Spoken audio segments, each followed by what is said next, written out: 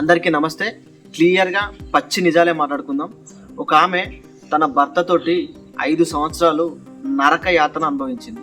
ఆ నరక యాతన ఏంటంటే సూదులతో గుచ్చినా భరించింది, మందు తాగొచ్చి కొట్టినా భరించింది, సిగరెట్లతో కాల్చినా భరించింది. ఇట్లా చెప్పుకుంటూ పోతే మానసికంగా అనుమానంతో ఇట్లా ఒక 5 సంవత్సరాలు భరించింది. అంటే ఎంత దారుణంగా టార్చర్ పెట్టినా, ఏ విధంగా పెట్టినా కానీ తనకు బాబో పాపనో ఉందనే ఒక చిన్న కారణంతో తనతోటి 5 సంవత్సరాలు ట్రావెల్ చేసింది. ఇట్లా రోజు గడుస్తూనే ఉంది. ఆమె రోజు ఏడవని రోజు అంటూ లేదు.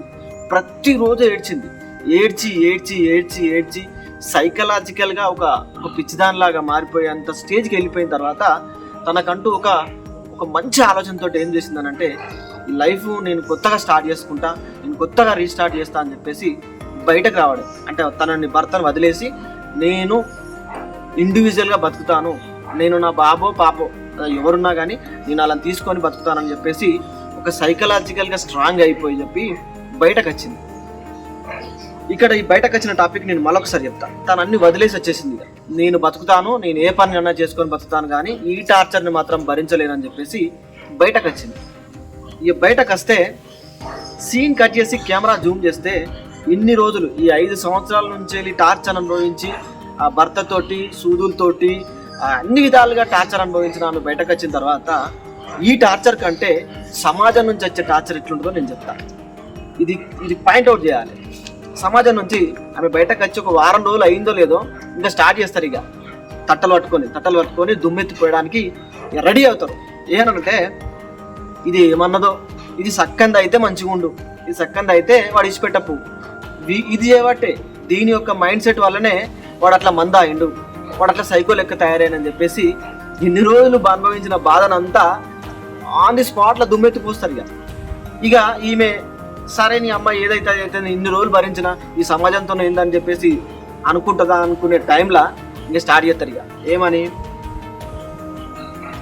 పాలు వస్తువుతో మాట్లాడినా తప్పే, ఆమె కూరగాయలు అమ్మేవాడితో మాట్లాడినా తప్పే, ఫోన్లో రీఛార్జ్ చేసేవాడితో మాట్లాడినా తప్పే, చివరికి చెప్పుకుంటే ఇజ్జతి పోద్ది కానీ ఆ 10th క్లాస్ పోరాడితో మాట్లాడినా తప్పే అని.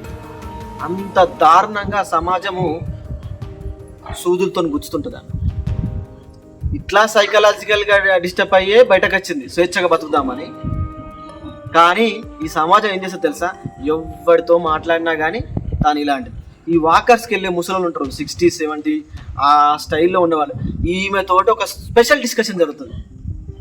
స్పెషల్ డిస్కషన్ జరుగుతుంది. ఎంత స్పెషల్ డిస్కషన్ అంటే ఒక గంట సేపు జరుగుతుంది చర్చ. ఈ ఆమె ఇట్లనట కదా, ఆమె అట్లనట కదా, వాడితో పోయిందట కదా, వీడితో పోయిందట కదా అని చెప్పేసి ఎంత దారుణంగా అంటే అంత దారుణంగా మాట్లాడతారు.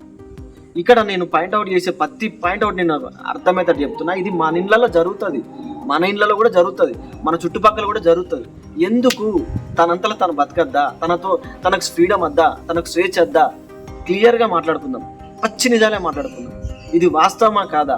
దయచేసి నేను ఒకసారి ఇది వీలైతే అందరికీ షేర్ చేయండి. ఇది వాస్తవమా కాదా అని చెప్పేసి ఒకసారి క్యాల్కులేట్ చేసుకోండి. ఇది ఒక పక్కకు పెడితే, ఇక భర్త చనిపోయిన ఉంటే ఎంత దారుణంగా ఉంటారంటే, భర్త చనిపోయిన ఆడదాన్ని ఎంత దారుణంగా చూస్తారనంటే, ఈమెనన్నా దుమ్మెత్తిపోస్తారు, ఆమెనైతే బండరా తీసుకొని దమ్మడి ఎత్తేస్తారు. అంటే ఒకరి తర్వాత ఒకరు అట్లా ఒక ఇక మామూలుగా భర్త చనిపోయిన బాధ కంటే ఈ సమాజం వేసే బండరాలతోటి భరించుకుంటూ బతికిస్తారు. ఇట్లా ఆడదాన్ని ఎంత టార్చర్గా అనుభవిస్తారు, ఎంత టార్చర్గా ఈ సమాజం ఆడుకుంటుందంటే దారుణంగా ఆడుకుంటుంది. నేను చూసిన దాంట్లో, నా స్పెషల్గా నేను చూసిన దాంట్లో, ఆమె బతకాలని ఆమె బతకాలనుకుంటే కూడా తప్పే ఇక్కడ. అంటే ఒక ఆడది స్వేచ్ఛగా పోయి నేను ఇండిపెండెంట్గా నేను బతకగలుగుతాను, నాకు ఈ టార్చర్ వద్దు, నాకు ఈ భర్త పెట్టే టార్చర్ వద్దు అని బతికే స్వేచ్ఛ కూడా ఈ సమాజం ఇవ్వట్లేదు. అంత దారుణంగా ఉంటుంది. ఇది రియాలిటీకి వస్తే ఇది వాస్తవమా కాదని చెప్పేసి మనం క్యాలిక్యులేట్ చేసుకుందాం. ఇది ఎందుకు ఈ వీడియో చేస్తున్నానంటే, నాకు ఇంకా కొన్ని చూసిన తర్వాత ఈ వీడియో చేయాల్సి వచ్చింది. దయచేసి షేర్ చేయండి, లైక్ మాత్రం చేయండి. లైక్ పెద్ద మ్యాటర్ కాదు, చిన్న లైక్ కొడితే అయిపోతుంది. మీకు నచ్చితేనే, నచ్చకున్న లైక్ కొట్టాలి మాత్రం చెప్పను. నచ్చితే లైక్ కొట్టండి, వీలైతే ఈ వీడియోని షేర్ చేయండి, సబ్స్క్రైబ్ చేయండి. నేను ఫైనల్గా ఒకటే చెప్తాను, ఒక ఇండిపెండెంట్ ఉమెన్, ఒక స్వేచ్ఛగా బతికే ఆడదానికి ఒక స్వేచ్ఛనిస్తే ఏ విధంగా ఉంటుందో మన ఊహకే వదిలేయచ్చు. కానీ అట్లా చేయనిది ఈ సమాజం. నిజంగా చెప్పాలంటే ఒక ఇండిపెండెంట్ ఉమెన్, ఒక ఆమె అనుకుంటే ఆమె ఒక ప్లాన్ తీసుకుంటే, ఆమె ఒక అది చేస్తే దారుణంగా రాణి రుద్రమాదేవి కంటే దారుణంగా తయారైంది. కానీ ఈ సమాజం చేయనియదు. కాలాలు మారినాయి, యుగాలు మారినాయి, అన్నీ మారినాయి. కానీ అమ్మాయి మీద ఉన్నటువంటి నిందలు మారలేదు, అమ్మాయి మీద ఉన్నటువంటి ఆ మనస్పర్ధాలు మారలేదు, అనుమానాలు మారలేదు. అందుకే అమ్మాయిలైనా మహిళలైనా అంతేగాని అక్కడే ఉండిపోతారు. మీకు హైలైట్ ట్విస్ట్ ఏంటంటే మనం చిన్నప్పటి నుంచి చూస్తున్నాం. ఏ క్లాస్ అయినా అమ్మాయే ఫస్ట్ ఉంటుంది, అమ్మాయిలే ఫస్ట్ ఉంటారు. వాస్తవం కదా, రియాలిటీకి వచ్చేద్దాం. ఏ క్లాస్ అయినా, ఏ ఇయర్ అయినా, ఏ సంవత్సరం అయినా, 1940 తీసుకున్న, ఇక్కడ నుంచి తీసుకున్న అమ్మాయిలే టాప్లో ఉంటారు. కానీ ఎక్కడ పోతుర్రు, ఎక్కడ జరుగుతుంది, ఎక్కడ డ్యామేజ్ జరుగుతుంది? Just imagine. ప్లీజ్ షేర్ చేయండి, సబ్స్క్రైబ్ చేయండి.